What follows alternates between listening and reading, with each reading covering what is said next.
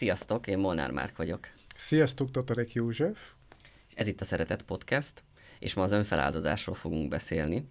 Arról, hogy miért érezzük azt, hogy így leszünk értékesek mások szemében, hogyha segítünk nekik, hogyha feláldozzuk önmagunkat, hogyha erőnkön és időnkön felül próbálunk segíteni másoknak.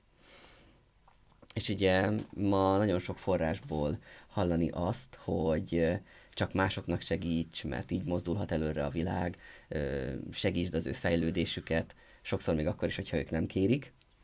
És ugye ez nem biztos, hogy a lehető legjobb nekik. Igen, így van. Kezdhetünk az első kérdéssel? Mit szólsz hozzá? Persze. Hol válik el a segítség és az önfeláldozás, amit említettél? Talán ott, hogy ha segítünk, és pusztán azért, mert ugye megkérnek minket, mert ugye kérés nélkül nem szabad segíteni másnak, mert ez ugye egyrészt a szabad akarata elvétele, másrészt az ő fejlődésének a gátlása. Én ezt nem tudtam. Ezt sokan nem tudják persze, de nem baj, mindig tanulunk újat. És az önfeláldozás az ott válik el a segítségtől, hogy az időnkön, energiánkon, tudásunkon, képességeinken felül próbálunk megtenni olyan dolgot, amire megkértek minket, vagy még csak meg se kértek minket. De ugye ez nem jó. Én nagyon sokáig ugye, hogy említettem, hogy én ezt nem tudtam. Én próbáltam ugyanazt csinálni, amit velem csináltak szüleim, hogy megmondták, hogy mit kell csinálni, és hogyha nem jó, vagy elfogadom, vagy nem, de én is ugyanígy a saját gyerekeimet néztem, mindig meg akartam mondani nekik, hogy mit, hogy csináljanak. Szerinted mennyire csinálták meg? Szinte egyáltalán Nem hiszem. Ugyanígy, amit én is csináltam, ugye? A szüleimmel. Persze, hogy ezek a szülői minták, ezek így visszakapjuk, hogy amit mi csináltunk gyerekként a szülőkkel, ugye a mi gyerekünk meg azt tükrözi nekünk is, ugyanazt. Ezért is ugye nagy tanító ugye a gyerekünk, meg a szülőnk is persze, ez a gyerek-szülő kapcsolat, ez nagyon sokat tanít nekünk önmagunkról, és ez benne a jó. De most hogy csinálod? Mert én 100%-osan nem úgy csinálnám, mint eddig csináltam a gyerekeimmel. Mármint hogy érted ezt, hogy... A nevelését például.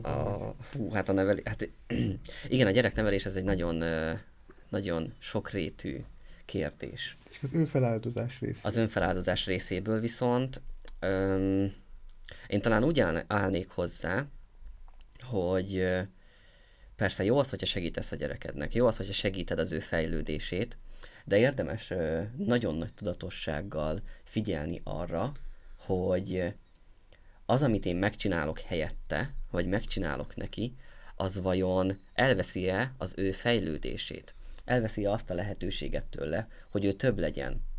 Mert hogyha én megcsinálok helyette egy olyan dolgot, ami az ő feladata lenne, akkor én mit csinálok? Elveszem a lehetőséget tőle, hogy tanuljon. Itt fel is szabadat képzeld el, most mi jött gondolatba, az, hogy amikor apukám mondta, na gyere ezt csináld meg, és akkor elkezdtem csinálni, és nem volt jó. És mit csinált? Nagyon jól csináltam. Félrelökött.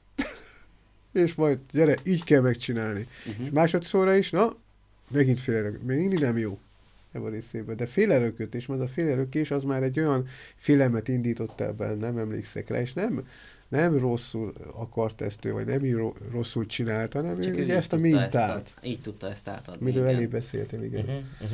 Igen, és ugye figyelnünk kell arra, hogy ugye a gyerek még nem tudja azt, amit mi tudunk. Nem tudja azt, hogy azt a feladatot, azt hogyan lehet a lehető legjobban elvégezni, hogyan lehet a leggyorsabban elvégezni. De ugye mi már tudjuk, nekünk ez már nem feladatunk, hogy megtanulja, viszont neki még feladata. És ugye itt kell az, hogy végtelen mennyiségű türelem, és 3-szor, 4-szer, 14-szer elmondjuk neki azt, hogy figyelj, ezt így kell, így csinál, stb. És majd egy idő után meg fogja persze tanulni, de addig, amíg ő ezt nem tudja, addig ő kicsit botladozik, kicsit ügyetlen, de meg fogja tanulni, mint ahogy a gyerek megtanul járni. Az elején még kapaszkodik, még kell neki segítség, még fogni kell a kezét, de egy idő után már azért megteszi az első 2-3 lépést, fenékre billen, akkor megint föláll és megy tovább, és addig próbálkozik, amíg össze nem jön neki. És ugye ez az, amit sokszor elfelejtünk, hogy gyerekként addig próbálgattunk valamit, amíg az nem sikerült. És ugye, ahogy növünk föl, egyre több olyan dolog rakódik ránk, így a társadalomból, a szülőktől, a nevelőktől, a tanároktól, hogy ha elsőre nem megy, vagy másodikra, akkor azt ne is erőltessük, mert nincs semmi értelme. Holott ez nem igaz. Mindig fel kell áldozni magamat, én nagyon sokáig ez járt bennem, hogy minden, ugye tudjuk, hogy minden oknak van, lesz egy okozata, és ha én most már ez szerinti tudás szerint nézem az egész életemet, ugye mindig felülvizsgálom ezt a dolgot, és mindig az jön ki számomra, hogy nem érdemes magamat feláldozni, csak akkor az esetben, hogyha én az a cél, amit meg szeretnék oldani, az tényleg valójában segít saját magamon is. Uh-huh. Te ezt hogy látod, hogy az önfeláldozás aznak van valami határa, Igen. amit... Talán nem is így fogalmaznám meg, hogy egy határa, hanem van az önfeláldozás, amikor így feladjuk önmagunkat, és a másiknak, csak a másiknak legyen jó. És van a pozitív része, a segítség, és van, ami ezen is túlmutat, a hősies önfeláldozás. Majd erről is szeretnék egy pár szót mondani, de ugye a segítségnyújtás. A segítségnyújtás szerintem egy rendkívül fontos és nagyon értékes dolog, amit adhatunk a másiknak. Mert a saját időnket, saját képességeinket, a saját erőnket adjuk oda a másiknak, és talán egy olyan dolgot adunk oda, ami az egyik legértékesebb nekünk. Mert ugye az időnk az már soha többet nem jön vissza. Azt nem fogja nekünk valaki megfizetni, azt nem fogja nekünk valaki visszaadni. Tudod, mi jön nekem most fel? Az, hogy segítés. Nálam nagyon sokszor volt ez, láttam gyerekeimnél is, hogy meg én is így eszembe jutott, amikor apukámmal vagy anyukámmal ugye segítséget kértem. Uh-huh. És ők megcsinálták helyettem. Nem segítettek, hanem megcsinálták. És hogyha megcsinálod a másik helyet, akkor mi történik? Ugye nem fogja megtanulni. Uh-huh. És egyfolytában, hogy például csak egy eszembe jut valami, hol találom a távirányítót? Nem találom a távirányítót. Hova raktad, anyu, a távirányítót, ugye? És nem, ott pedig a legelőször azt mondtam, hogy gyere, együtt megkeressük, ugye? És akkor mennyivel nevelőbb lett volna. Igen, apróság, ugye? A mai világban ez már természetes nagyon sok ember számára, de nem mindenkinek még mindig. Uh-huh. Hogy nagyon sokszor, például mondok neked egy példát, volt egy olyanunk, úgy képzeld el, hogy odaérkeztem autóval egyik ismerősömhöz, és pont fát hoztak neki. Uh-huh. És mi történt? Én automatikusan elkezdtem nekik segíteni, segítő szándékkal, és segítek nekik. Nem hiszitek el, gyerekek, 1 perc nem telt el, 3-an csináltuk volna, csak én magam maradtam ezáltal, mind a 2 elszivárgott, és mással elkezdett foglalkozni. Nagyon nagy tanítás volt számomra, hogy igen, én pedig én csak azért mentem oda, hogy tényleg egy kicsit segítsek neki, és ők már automatikusan azt hitték, hogy majd én megcsinálom helyettünk. Uh-huh. Igen, ez is benne lehet az emberben, hogy ugye felajánlod a segítségedet, és ők azt hiszik, hogy nem pusztán egy kis részét vállalod el, hanem az egészet meg akarod csinálni. Mert ugye gyerekkorukban lehet, hogy ezt tanulták meg, hogyha valakinek kérték a segítségét, és ők elkezdtek nekik segíteni, akkor egy idő után így az egészet így átvették, és így kivették a kezükből. És ugye ez nem annyira jó. Mert ugye a segítség az mi is? Az igazi segítség az, hogyha én ott vagyok, és támogatom őt, és átadom neki azt az információt, ami előre mozdítja azt, hogy ő a leggyorsabban elérje a célt. És persze segítőkezet nyújtok, hogyha kell, de nem a 100%-át fogom megcsinálni, csak mondjuk egy olyan kis százalékát, ami még azt mozdítja előre, hogy ő tovább tudja utána újra vinni. És hogyha megakad, akkor megint segítek neki egy picit, vagy adok neki egy tanácsot. És akkor ő megint tovább tudja majd ezt vinni. És ugye így jön el az, hogy nagy tudás és nagy megértés fog benne születni. Igen, következő kérdés. Az önfeláldozó ember sokszor nem veszi észre, hogy ő az. És miért van ez így? Igen, ugye az, aki önfeláldozó szerepben van, segítő szerepben van, neki ez annyira megszokott, annyira természetes, szinte már a hétköznapjait ez teljesen átszövi, és ő ugye ezért nem veszi észre. Mert ugye lehet, hogy ezt látta, ezt a mintát, ebben nevelkedett fel, és ugye neki ez vált természetessé. És ezért van ez, hogy ő ezt nem veszi észre, ezt ő nem látja, mert ugye neki ez olyan hétköznapi, mint levegőt venni. Az, hogy mindenkinek oda megy, mindenkinek segít, bár lehet, hogy panaszkodik miatta, de ugye nem tesz ellene. Mert ő ugye ezt nem látja, hogy ő ilyen. Nem látja azt, hogy ő túlságosan sokat akar adni, túlságosan sokat akar segíteni. És ugye az a motiváció, hogy ez miért van, az a gondolat, hogy ami ezt motiválja, inkább így fogalmazok, az sokszor nem egyértelmű. Hogy mi miatt van az, hogy az ember mindenkin segíteni akar. Mindenkinek azt akarja, hogy mindenkinek a lehető legjobb legyen. Például lehet ez az egyik gondolat. Vagy lehet egy olyan nagyon mélyen lévő gondolat, hogy hol lennének mondjuk ők nélkülem. Ők ezt úgyse tudnák megcsinálni. Erre jut, megint ugye nagyon sok példa jön az életemből fel, és akkor ugyanez, hogy képzeljétek el, hogy nem tudnák megcsinálni helyettem, vagy ehhez hasonló. Igen, képzeljétek el, vállalkozásai voltak, és viccesen mondom, de tényleg így volt, senki nem tudott ugyanolyan jól befizetni csekket postán, mint ahogy én. Abszurdum, nem? Igen. Igen. Vagy senki nem tudta olyan jól levágni azt a füvet, mint ahogy én. Szegény gyerekem elkezdte csinálni, megcsinálta úgy, hogy kell, és akkor már fejlődni megjöttem. Ez nem jó, itt csináld, hogy...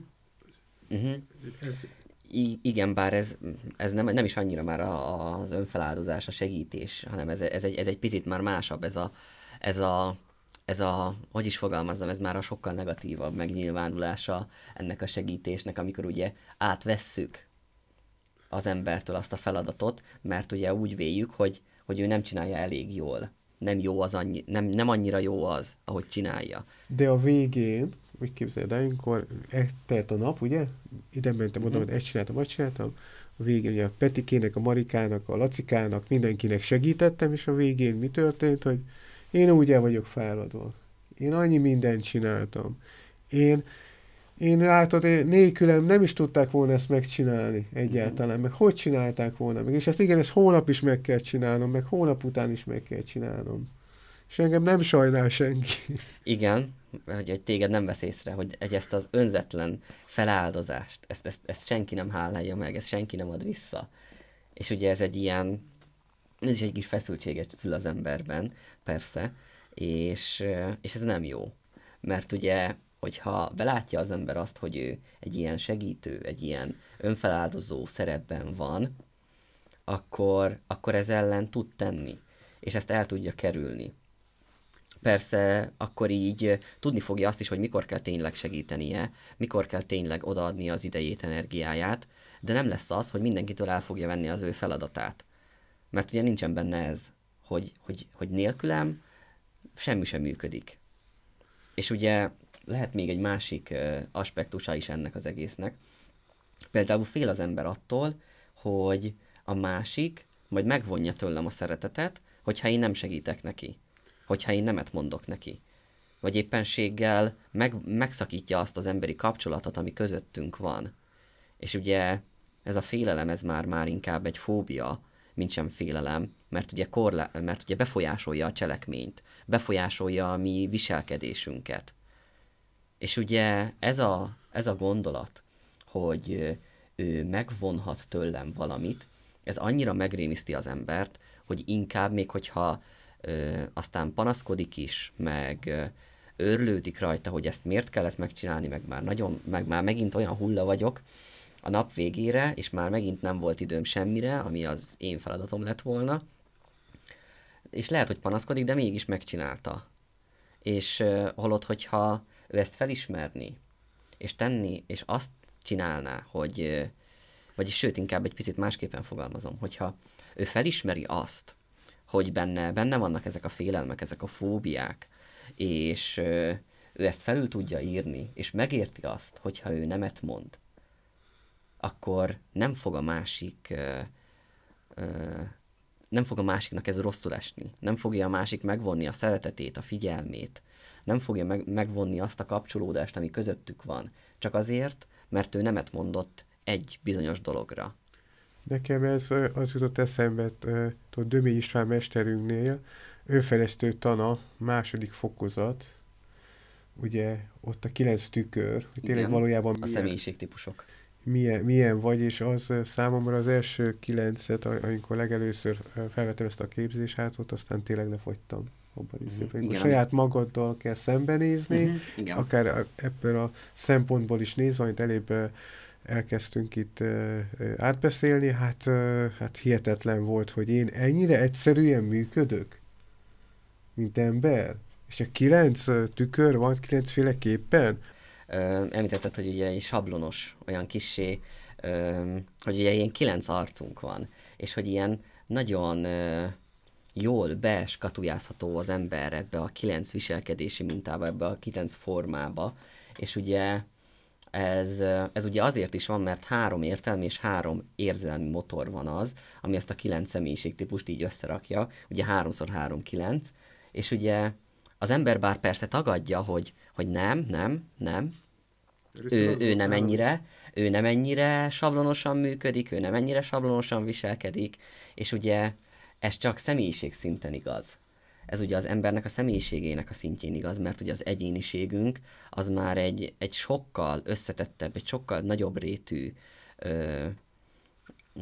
működéssel bíró, hát ezt nehéz lenne megfogalmazni, hogy mi is pontosan, de ugye a mi szellemünk, a mi egyéniségünk, az egy nagyon szerteágazó információkkal, emlékekkel, életekkel, gondolatokkal és hitrendszerekkel van tele, és ugye az már nehezebben beskatujázható. Sokkal nehezebben is megérthető, mint ugye maga a személyiség, de, és ugye bár maga a személyiség az ugye 9 arcú, de az, hogy ez a 9 arc, ez hogyan nyilvánul meg a mindennapjainkban, az ugye belekeveredik az egyéniségbe.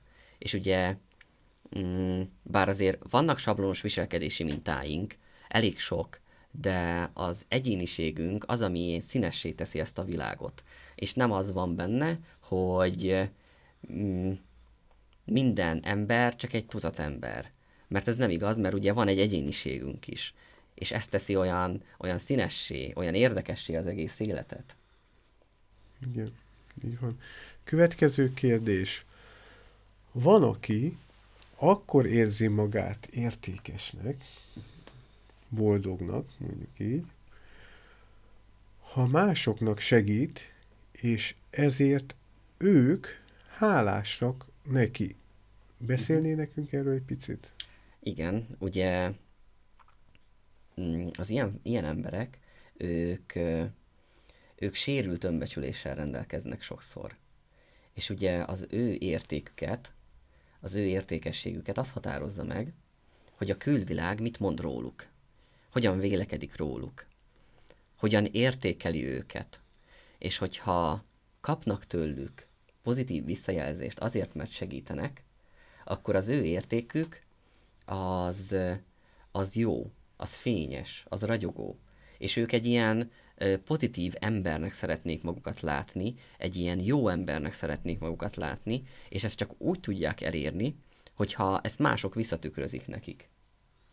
Ugye ez nagyon sokszor önfeláldozásba is átcsap, mert ugye már nem pusztán csak segítenek, hanem az, hogy ők segítenek, az azért történik meg, mert szükségük van arra, hogy jónak érezzék magukat. Szükségük van arra, hogy ők egy olyan énképet tudjanak kialakítani magukról és föntartani, ami pozitív. Mert az saját erényeiket nem látják. Mert ők valójában egy negatív embernek gondolják magukat, egy rossz embernek gondolják magukat, bár azért ez fájó kimondani, és fájó ezzel szembenézni, de sokszor ez húzódik a háttérben, hogy ők nem gondolják magukról azt, hogy ők valójában annyira értékesek, mint amilyennek ők mint amilyennek őket mások tartják. És ezért kell az, hogy folyamatosan kell nekik ez a visszaigazolás. Ugye, mert az önértékelésük az nagyon alacsony, az önbecsülésük. Szerinted saját magunk értékét hogy tudnánk a legkönnyebben fenntartani? Ugye szem előtt kell tartanunk azt, hogy tökéletesek vagyunk, de nem vagyunk tökéletesek. Ez azért egy kicsit oximoronnak hangzik, de ez így van. Mert azért mondom azt, hogy tökéletesek vagyunk, mert az a minőség, amivel most rendelkezünk, az az élet, amit most élünk, az számunkra a lehető legjobb. Az adja át a legtöbb fejlődést. És miért mondom azt, hogy nem vagyunk tökéletesek? Mert ugye mindig lehet mindent tökéletesíteni. Mindig lehet mindent jobban csinálni. Mert ebben a világban én még nem találkoztam olyan dologgal, amit nem lehetett volna még tovább fejleszteni. És szerintem mindenki más is így van ezzel, hogy mindig lehet még valami kis pluszt hozzáadni. És ugye, hogyha ezt szem előtt tartjuk, hogy tökéletesek vagyunk, de nem vagyunk tökéletesek, vagyis inkább úgy mondom, hogy tökéletesek vagyunk, de tudjuk még magunkat tökéletesíteni, akkor ez egy terhet, egy feszültséget vesz le a vállunkról. Valamint ugye figyelnünk kell arra, hogy nagyon sok pozitív és negatív erénnyel rendelkezünk.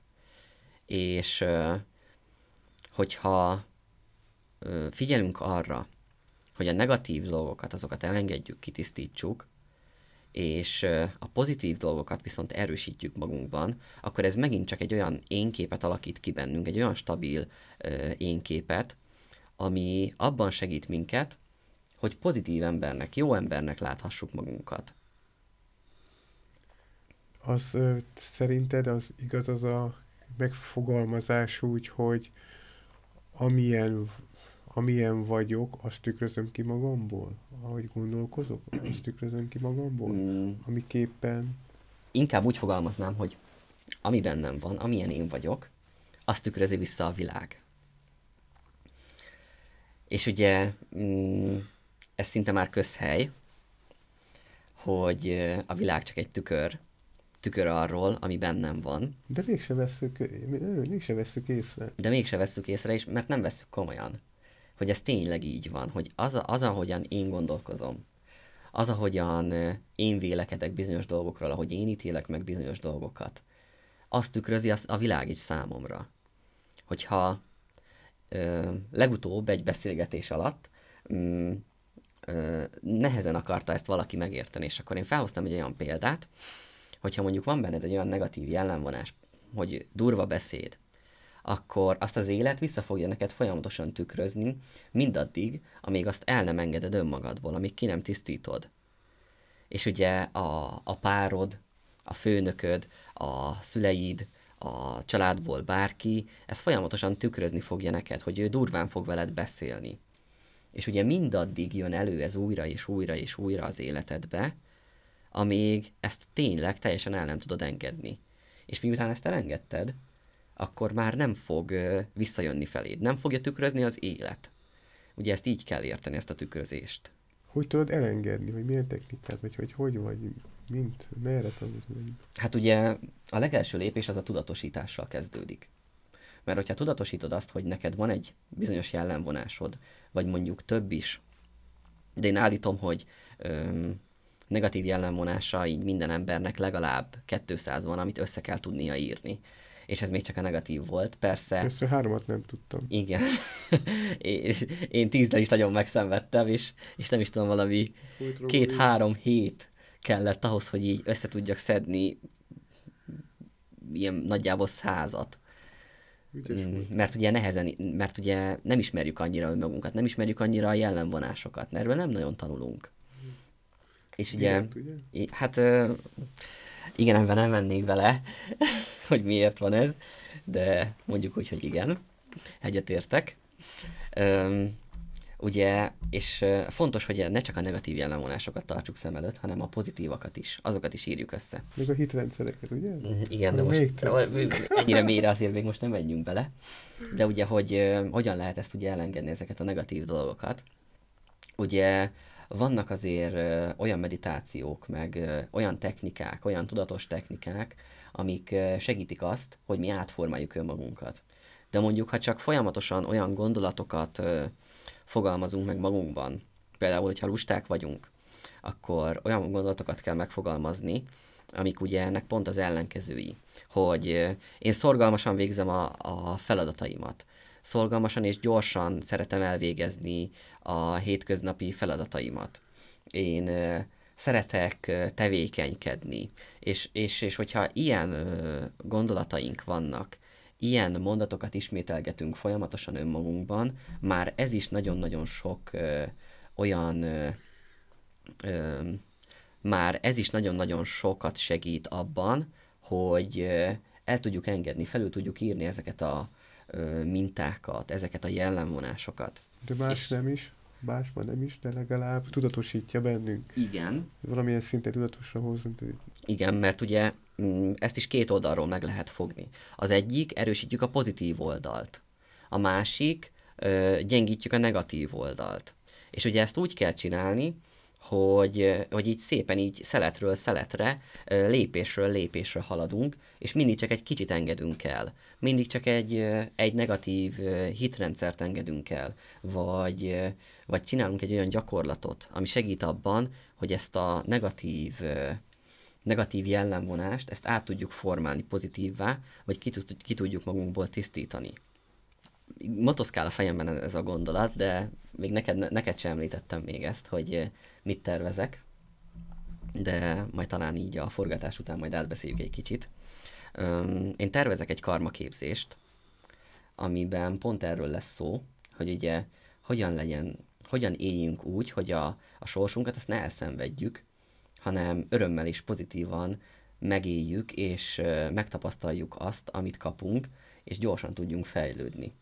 És ugye ehhez az kell, hogy ezektől a bennünk lévő negatív dolgoktól meg tudjunk szabadulni, és olyan tudást tudjunk szerezni, olyan tudásunk legyen, ami azt segíti elő, hogy megértsük, hogy ezt az életet hogyan kell jól élni. Hogyan kell úgy élni, hogy ne a szenvedés, ne a fájdalmak, ne az a sok negatív dolog, a betegségek, a negatív érzelmek legyenek bennünk, vagy legyen túlnyomó részt az életünkben, hanem az a sok pozitív dolgon legyen a figyelmünk. Én gratulálok ez a döntésedhez, mert tudjuk nagyon jó, mind a ketten is, ezt ugye képzést végeztünk erről, ez egy új képzés, és nagyon nagy hatással van minden nap ránk, és látom, hogy ez tényleg egy olyan dolog, amit nagyon finoman kell kezelni, mert nagyon olyan sok berögzött gondolatérzés tett van a múltban, ami máshogy tanították, és erről, igen, ahogy te is mondtad, figyelmeztettél, hogy erről ne beszéljünk még most, igen, és ez tényleg valójában emögött áll, és ez egy nagyon hihetetlen dolog, nem tudom, szeretitek-e azt a dolgot, ami tényleg valójában, én nagyon imádok olyan dolgokat tanulni, amitől abba a pillanattól kezdve megértem, bele tudom rakni az életem minden aspektusába, és onnantól kezdve jó működik. És ugyanez csatolódik a karmának a tényleg valójában való jó elfogadása és a mindennapi tettben észrevétele. Röviden tömören. Igen, és ugye említettem azt, hogy a segítség az jó, ugye az önfeláldozás már kevésbé, de ugye említettem ezt a hősies önfeláldozást, és ugye mondtam, hogy majd ezt is ki akarom fejteni, és a hősies önfeláldozás az annyiban különbözik, sőt, konkrétan a 180 fokos elforgatása az önfeláldozásnak, hogy a hősies önfeláldozás az annyiban különbözik tőle, az önfeláldozástól, hogy az egy belső munka. Feláldozzuk azt az időt, azt az energiát, amit másra fordítanánk, arra, hogy a saját belsőnket megismerjük, és átformáljuk. Szóval teszünk egy áldozatot, hősiesen, azért, hogy mi sokkal jobbak legyünk önmagunknál. És ugye ez az áldozat, ez az, ami olyan hősiessé teszi ezt az egészet. És ugye bárki, aki azzal foglalkozik, hogy fejlessze önmagát, hogy megismerje önmagát, hogy jobbá tegye önmagát, ő pont ezt csinálja.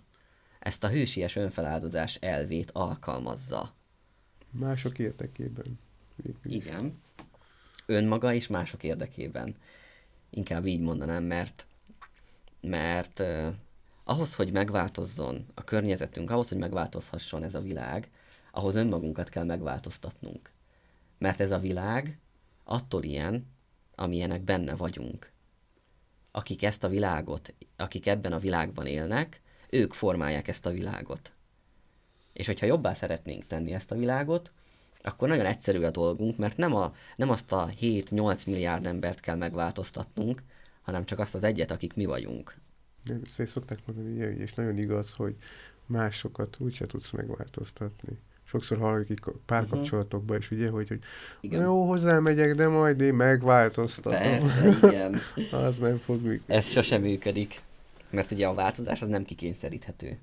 Ezt egyszerűen nem lehet elérni. Szabad akarata van mindenkinek. Igen, mindenkinek mindenféleképpen. Abban a pillanatban bekapcsol és már védi saját magát.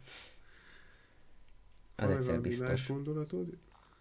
Hát talán még annyi, hogy ugye lassan közeledik a karácsony, és ugye advent első vasárnapján forgatjuk most ezt a felvételt, és ugye a karácsony az régen nagyon különleges esemény volt, főleg ugye nekünk magyaroknak, és nem csak nekünk magyaroknak, hanem minden egyes ősi népnek, mert ez az ünnep, ez mindig az év leghosszabb sötét napjain tartották, és ilyenkor mindig fényt hoztak ebbe a pár napba, ebbe a világba.